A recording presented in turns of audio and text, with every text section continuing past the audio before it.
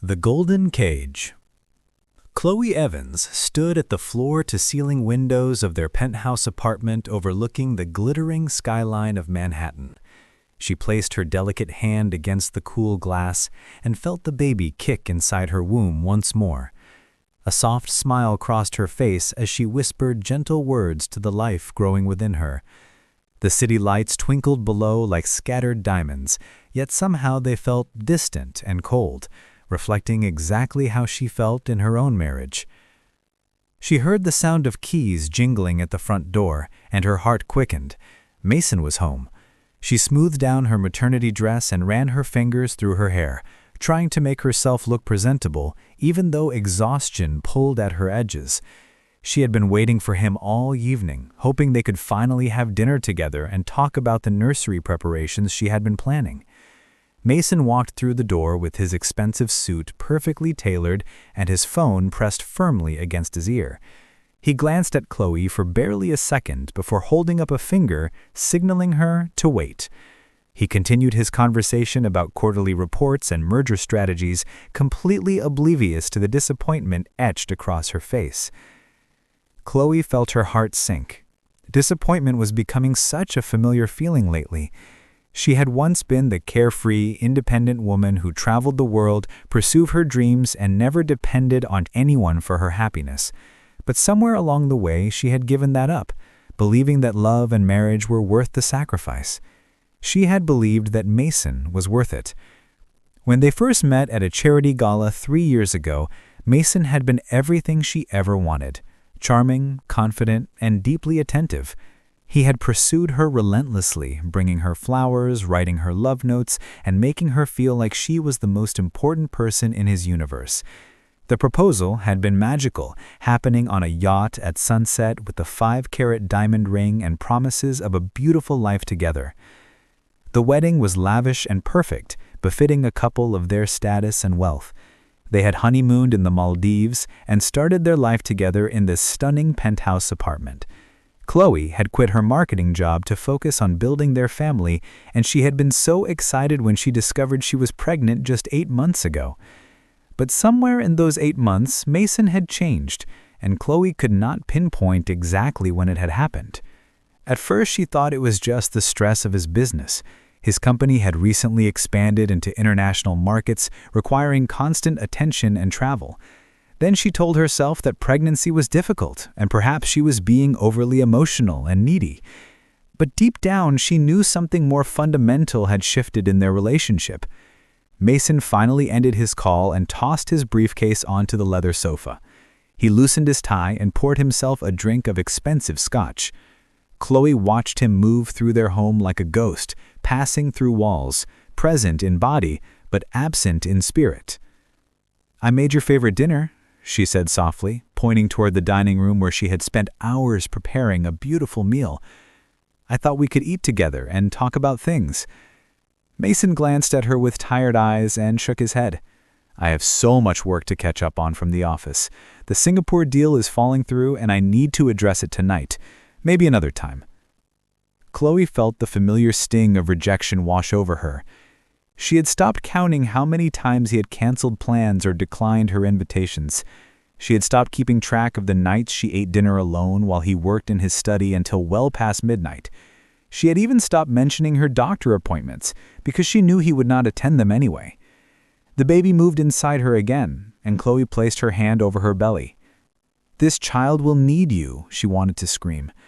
But instead, she simply nodded and began to clear the carefully prepared food into containers for leftovers. That night, she lay in bed alone again as Mason worked in his study down the hall. She cried quietly so he would not hear her tears falling onto the expensive Egyptian cotton pillowcase. She wondered when her marriage had transformed from a romance into a lonely existence. Desperate words. The following morning, Chloe woke with determination burning in her chest. She could no longer accept the slow erosion of her marriage. She decided that today would be different. Today she would make Mason listen and truly hear what she was saying. She found him in the kitchen, preparing to leave for the office. She stood in the doorway with her hands crossed protectively over her swollen belly and took a deep breath. "Mason, I need to talk to you about us, about our marriage," she said, her voice trembling slightly. Mason glanced up from his coffee with barely concealed irritation. His phone buzzed, and his eyes immediately flickered toward it. "I really do not have time for this right now, Chloe. I have a meeting at 8, and traffic is going to be terrible." "Please," she begged, her voice cracking. "I'm 7 months pregnant, and I feel like I'm doing this alone. I need my husband, Mason. I need you to be present in our lives." He set his coffee cup down with more force than necessary, and she flinched. "Chloe, I do not understand what you want from me. I work hard so that we can maintain this lifestyle, so that our child will have everything. Do you know how stressful this is for me? Do you know what it takes to run a company with thousands of employees depending on me?" "I know," she said, tears streaming down her face. "But I also know that I am terrified about giving birth. I'm scared about the complications the doctor mentioned last week, and I needed my husband to hold my hand through this. Instead, I feel like I am invisible to you." "What complications?" asked Mason suddenly, his tone shifting, but his concern seemed more about information than genuine worry. Chloe explained the doctor's words about potential gestational complications and the increased monitoring she would need. Mason listened with an unreadable expression on his face. When she finished speaking, he simply nodded and said, "The doctors will handle it. They know what they are doing. You are worrying too much, which is not good for the baby." "Do not dismiss my fears," she said, her voice growing stronger. "I'm not asking you to fix anything, Mason. I'm asking you to care. I'm asking you to be here with me." He looked at her for a long moment, and she saw something flicker across his face, something dark and uncertain. It lasted only a second before he masked it with his usual cool demeanor. "I need to go to work," he said coldly. Walking past her, he added, "I will be home late." Chloe stood alone in the kitchen, feeling utterly devastated. She realized in that moment that no amount of communication could reach him, that his walls were too high and his heart seemed locked away from her. 3 days later, she sat in Dr. Laura Mitchell's examination room for a routine prenatal checkup. The doctor seemed cheerful enough as she performed the ultrasound and reviewed Chloe's vitals. "Everything looks good," the doctor said, "but I do want to talk to you about something." Chloe waited, holding her breath as Dr. Mitchell pulled up a chair. "Your husband came to see me last week," the doctor began carefully. "He wanted to discuss your pregnancy complications and the risks involved." Chloe felt her stomach drop. "He came here? Without telling me?" "He did come, and we had a long conversation about the precautions you need to take. The concerning part is that he asked me not to worry you too much. He said you were already stressed and he did not want you becoming more anxious." "But I have a right to know everything about my own pregnancy," Chloe said, her voice shaking. "Of course you do," the doctor agreed. "That is why I'm telling you now. But Chloe, I have to ask, have you considered that there may be deeper reasons for his reluctance to engage? He seemed almost disconnected from the reality of your situation, almost like he wasn't ready for any of this." The confrontation. Chloe drove home from the doctor's office with her hands gripping the steering wheel so tightly her knuckles turned white. Her mind raced with 1,000 thoughts and emotions swirling together into a tornado of betrayal and confusion. Mason had known about the complications all along. He had deliberately withheld this information from her, treating her like a child who could not handle the truth. She pulled into the underground parking garage of their building and sat in the car for several minutes, trying to compose herself. She needed to be calm when she confronted him. She needed to control her emotions so he could not dismiss her as being hysterical or hormonal. When she entered the penthouse, she found Mason in his study, working at his desk, surrounded by documents and multiple computer screens. He barely looked up when she entered. "We need to talk," she said, her voice steady and controlled. Mason sighed heavily, indicating that this conversation would be an inconvenience. "You again. What is it now?" "How could you?" she said, her voice shaking with barely contained rage. "How could you go to my doctor and discuss my medical information without me? You heard about the complications and you chose not to tell me." He slowly swiveled his chair around and looked at her with cold, calculating eyes. "Chloe, you were already anxious and worried. I did not see the point in adding more stress." "That was not your decision to make," she cried out. Her hands trembled at her sides. "I have a right to know what is happening with my own body and my own baby." His jaw clenched, and he stood up, walking toward the window with his back to her. For a moment he did not speak, and she wondered if he would simply ignore her again. But then he turned around, and his expression was so distant, so utterly devoid of warmth that it made her blood run cold. "I need to tell you something," he said slowly, as if each word required enormous effort. Chloe waited, holding her breath. "The truth is, I am not sure I am ready for this. I am not sure I ever was ready." "What do you mean?" she whispered, though somewhere deep inside she already knew the answer. "When we got married, I wanted to be with you. I did. But this baby, everything is happening so fast, and I find myself wondering if I made a mistake, if I am capable of being the kind of father a child deserves. I have been avoiding the reality of it all, hoping maybe if I did not engage with it, the feelings would pass." "Mason, how could you say that?" she said, tears streaming freely now. "I am carrying your child. I need you now more than ever." "I know," he said, and there was something almost like regret in his voice. "But knowing something and being able to handle it are two different things. I have been thinking, and maybe you would be better off without me. Maybe we both would." Chloe felt a room spin around her. She reached for the nearby chair to steady herself and sat down heavily. Her whole body shook with sobs that seemed to come from the deepest part of her. "I cannot believe this is happening," she managed to say between tears. "This is not the man I married." "Perhaps you never knew the man you married," he replied coldly, returning to his desk as if the conversation was over, as if he had not just shattered her entire world. Chloe left his study without another word. She climbed the stairs to their bedroom, locked the door, and collapsed onto the bed.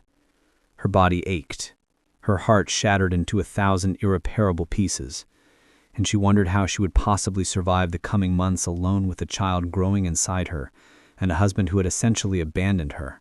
Finding strength. For 3 days, Chloe barely left the bedroom. She called in sick to her obstetrician appointments and ignored Mason's attempts at conversation. She spent her time staring at the ceiling, feeling the baby move inside her, and wondering how she would raise a child in such darkness and despair. But on the 4th morning, something shifted within her. She woke with a clarity that felt almost spiritual. The baby kicked, and instead of feeling despair, she felt a surge of protective love. She placed her hands on her belly and whispered a promise. "I will protect you. No matter what, I will give you the love and security you deserve." Chloe called her mother, Patricia, who arrived at the penthouse within 2 hours. Her mother took one look at her daughter's tear-stained face and drawn expression and wrapped her in a tight embrace.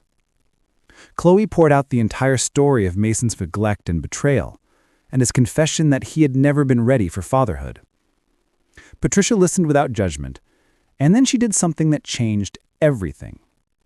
She told Chloe stories from her own marriage, her own struggles, and how she had learned that she could not change a man who did not want to change himself. She told Chloe that her worth was not determined by whether Mason loved her or wanted to be a father. She told her that sometimes the strongest thing a woman could do was walk away. Her best friend Jennifer also came to support her, and together the 3 women began making plans. Jennifer helped Chloe research lawyers and understand her options regarding custody and finances. Patricia helped her research support groups for single mothers and pregnancy resources. As the days turned into weeks, Chloe began to transform. She started attending prenatal classes where she met other expectant mothers. She volunteered at a community center, teaching marketing workshops, and rediscovering the professional woman she had buried beneath her role as Mason's wife. She joined a support group for women experiencing marital difficulties and realized she was not alone in her pain. Mason seemed to notice the change in his wife. She was no longer waiting by the door for him. She was no longer desperately seeking his approval or his attention. She was living her own life, pursuing her own goals, and building her own identity separate from him. One evening he came home to find her laughing with her mother over dinner, and he felt something twist in his chest. He realized in that moment that he was losing her. Perhaps he had already lost her, but now it was becoming undeniable. He watched her move through the apartment with a grace and strength she had not possessed before, and he recognized that this woman was slipping away from him. Mason found himself doing something that he had not done in months. He sat down and truly reflected on who he had become. The ruthless businessman who valued profit over people. The husband who had abandoned his wife when she needed him most. The father who could not even face the reality of his own child. He looked at photographs of himself and Chloe from happier times and felt deep shame wash over him. He knew he could not undo the damage he had caused, but he also knew that if he did not act soon, he would lose everything that actually mattered. His career, his money, his status, none of it meant anything without the love of his family. Redemption and choices. Mason made an appointment with a therapist, something he had never done before, despite his busy, prestigious life. He began attending sessions twice a week, and for the first time, he allowed himself to be vulnerable. He talked about his own childhood and the distant relationship he had with his father. He explored his fears about inadequacy and his tendency to run away from difficult emotions through work. The therapist helped him understand that his abandonment of Chloe was rooted in his own deep-seated fears of failure and his learned behavior of handling stress through avoidance. She challenged him to think about what kind of man he wanted to be, what legacy he wanted to leave behind. Was it one of financial success and empty achievements, or one of love and connection? Meanwhile, Chloe continued her own healing journey. She hired a lawyer and began the process of separating their finances. She did not immediately pursue divorce, but she made it clear that things could not continue as they were. She needed space and time to decide what she truly wanted. One evening, 3 weeks later, Mason came home to find Chloe sitting in the nursery she had finally completed, alone. The walls were painted a soft sage green, and beautiful artwork decorated every surface. She had built this space with her own 2 hands, without him. The crib was set up, and tiny clothes were folded neatly in the dresser. "I owe you an apology," he said from the doorway. His voice was different, softer, more genuine than she had heard in months. Chloe turned to look at him, and she could see that something fundamental had changed in him. His eyes held a depth of remorse and what appeared to be genuine self-awareness. "I have been working with a therapist," he continued. "I have been trying to understand why I was so afraid, why I ran away when I should have stood by you, Chloe. I have been a terrible husband, and I do not deserve your forgiveness. But I want to try. I want to be the man you married. I want to be the father our child deserves." Chloe listened to his words, and she felt something stir within her. But she also felt caution. She had learned that words were easy. Change was hard. She had built a life for herself and her baby, and she was no longer willing to sacrifice her own well-being. "I appreciate that you are trying," she said carefully. "But Mason, I cannot just accept an apology and pretend everything is fine. I have spent months feeling alone and abandoned. I have learned that I am stronger than I ever knew. I am capable of raising this child on my own if I have to." "I know," he said, "and I respect that. I just hope that you will allow me the chance to prove that I can be better, that we can be better together." Chloe looked down at her belly, where their child was growing, and she thought about forgiveness. She thought about second chances and redemption. She thought about whether it was possible for a man to truly change, or whether this was just another performance. "What I need," she said, slowly, "is for you to understand that I will not tolerate being treated this way again. If you are going to be in our lives, you must be fully present and fully committed. I will not wait around for you to decide if you are ready. I will not put my needs second anymore." Mason nodded, and he looked like a man who understood the magnitude of what he had lost and what he might still be able to regain. "I understand," he said, "and I promise you, Chloe, that I will spend the rest of my life proving that I mean it."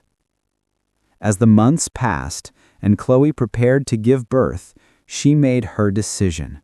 She would give Mason one more chance, not because she was weak or desperate, but because she had become strong enough to set boundaries and enforce them. She had learned that forgiveness was not about absolving someone of responsibility. It was about choosing to move forward while protecting herself and her child. On the day their son was born, Mason was there, holding Chloe's hand throughout every contraction and every moment of pain. When baby Thomas entered the world, Mason wept, not tears of joy, but tears of gratitude for a second chance at life and love. Chloe realized that this was not the same fairy tale she had imagined. It was something more real, more complex, and ultimately more meaningful. She had discovered her own strength, and she was using it to build a family that honored both her needs and her capacity to love. Their journey was just beginning, and while the road ahead would not be easy, they were finally walking it together, with honesty, vulnerability, and genuine commitment.